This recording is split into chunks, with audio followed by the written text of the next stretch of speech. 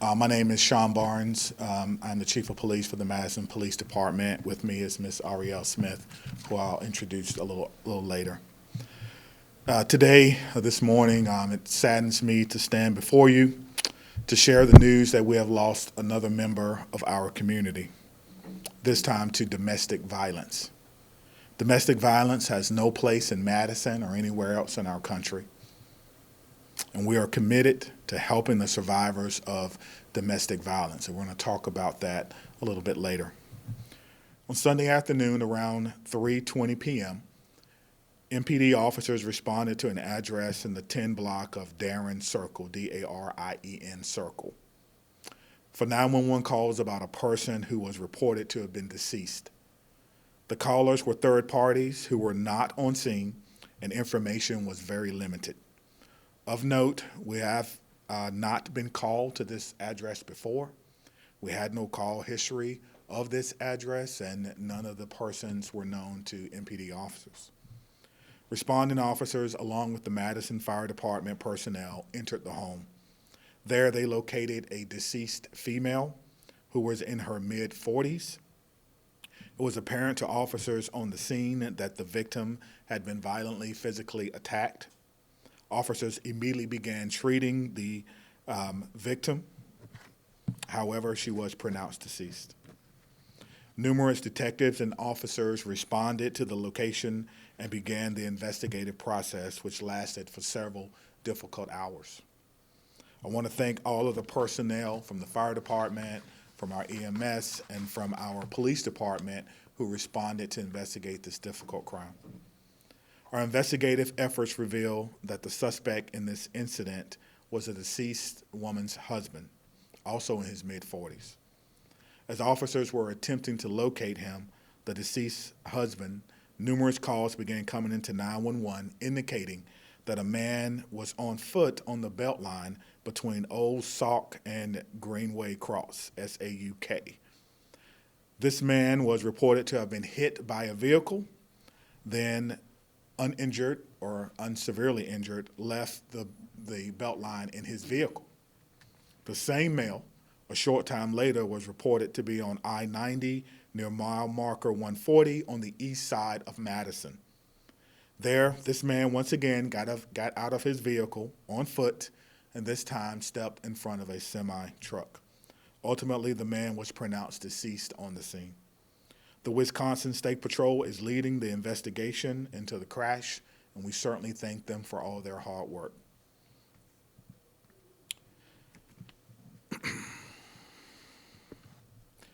The man who was struck in traffic was identified as the husband of the deceased. As per protocol, MPD will not be releasing the name of the deceased individuals in this incident. This information, as well as the cause and manner of death of each individual, will be released by the medical examiner. We are investigating this incident as a murder-suicide. The incident appears to be domestic in nature. There's no ongoing danger to our public at this time, and we ask for privacy for the family during this very difficult time. Today, we're joined by Ms. Aurielle Smith, the Director of Policy Planning and Evaluation from the Public Health Madison-Dane County. Aurielle will be speaking on community resources related to domestic violence. As I turn things over to her, I will then take a few questions. Ms. Smith. Thank you. Good morning. It saddens me to hear that we have lost two members of our community to domestic violence-related issues. Domestic violence continues to be an issue that plagues our community, even though it remains sometimes hidden. Although this act is very publicized, I would like to take a moment to remind everyone that there are others in our community struggling with domestic violence. And I encourage everyone who may know of someone or may be experiencing domestic violence themselves to reach out to our local resource, which is DAYS. And I will be happy to give the phone number and the contact information momentarily. As Public Health Madison-Dane County continues to work on violence prevention efforts, please know that this is also in our portfolio. We talk a lot about firearm violence, but we don't forget that domestic violence, sexual violence, and suicide continues to plague our communities. And we are dedicated to addressing those issues and working on the shared protective and risk factors that lead to violence in our communities. Thank you. Thank you, Aurielle. Are there any questions for me or Ms. Smith? Yes. Was anyone else home at the time of the event? We're not going to release any information about any other family members at this time. Did the incident, Sorry, go ahead. did the incident happen in the deceased woman's home? Yes. Yes, sir.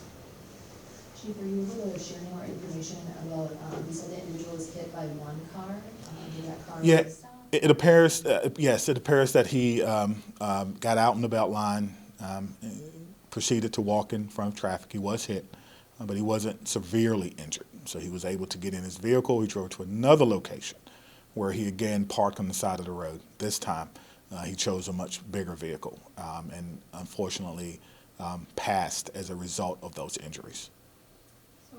We know it began as a weapons violation investigation. What changed? You know, what is the piece of evidence maybe that led to this now being investigated as a homicide or murder-suicide? I'm sorry, could you start with the first part again? Sure, so it was initially a weapons violation. We were told that it was a weapons violation incident, so, you know. Yeah, well, let me clean that part up. So the officers did receive a 911 call that someone in the home was deceased. So whether it was said it was a weapon or not, I'm not sure about that, but they were responding to that. And we do that often, welfare checks and things of that nature. Someone could or could not be hurt. That happens a lot in policing. And of course, you get there, you look at the address to see if there's anything about this address, but there was nothing. But the officers did the right thing by going in. And unfortunately, this one turned out to be true. Was there a weapon involved? We're going to leave that information to the investigation, and we'll let the medical examiner tell us what exactly was the cause of death. Obviously, there was some weapon that was used, but we're not sure. You mentioned the woman was killed by a violent physical attack. At this time, do you believe that was intentional or her death was a result of an accident? No, we believe it was intentional. We're investigating it as a homicide and a suicide, subsequent suicide. Was the man also living at the home at the time, and were they married? Yes, it was her husband. Yes. Okay, and Yes. they were both living at that That's place correct. where the incident happened? Yes. Thank you. Will you confirm that the semi-accident or the crash, that was the same one, I-39, the call came in right before 4 p.m.? We're talking about the same, this one? I believe, yes, I believe that is the one. Okay. Yes. And I know, can you say if they had any children or? Yeah, I don't want to talk about their family at this particular time. Obviously, we're going to talk to everyone who was involved or who may have known this couple to see if we can figure out what exactly happened here. Obviously, these scenes are kind of fluid. You get there and there's no history, there's nothing to go on. And so we want to talk to absolutely everyone that we can. The officers also did a neighborhood canvass yesterday in the rain, going door to door, talking to people to see if they see or heard something that we can put together the scene again. So again, I want to thank the officers. There's a lot of work that was done yesterday in kind of undesirable conditions, but that's okay. That's what we do here every day, and hopefully we can put some closure to those who may be remaining. But again, the most important thing is if you are a victim of domestic violence or you know someone who you think may be a victim of domestic violence, we have to take these seriously. We respond to all calls of domestic violence. We do reports on any call involving domestic violence, whether actual or not. And we keep that information and we will follow up on it. And so I want our community to know that if you know someone who may be suffering or you know someone who may be involved, there's help out there. You know, we have public health here and she's going to give some information here shortly. And I encourage all of our media partners to put that number at the end of this particular news clip and let people know that our media, you guys are very big partners for us, and you can help us get the word out for someone who may see this story and think that I don't want this to happen to someone who I love or I want to prevent this. Get that number out there, give us a call and give us an opportunity to help you develop a plan for your safety.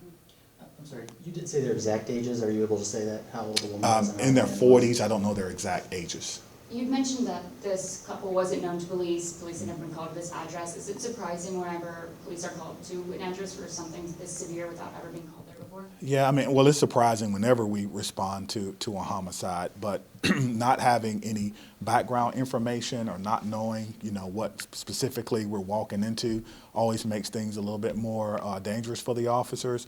But I think they did a good job on this case. Excuse me. Yes.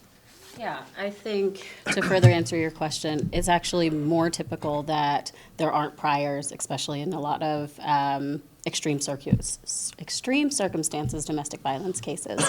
And so that's why it's so important for us to get the word out and people understand their resources, because a lot of times there aren't telling indicators or signs that something might be going on. Right. So Aurielle will be available to give you that information if you need it, and thank you for coming.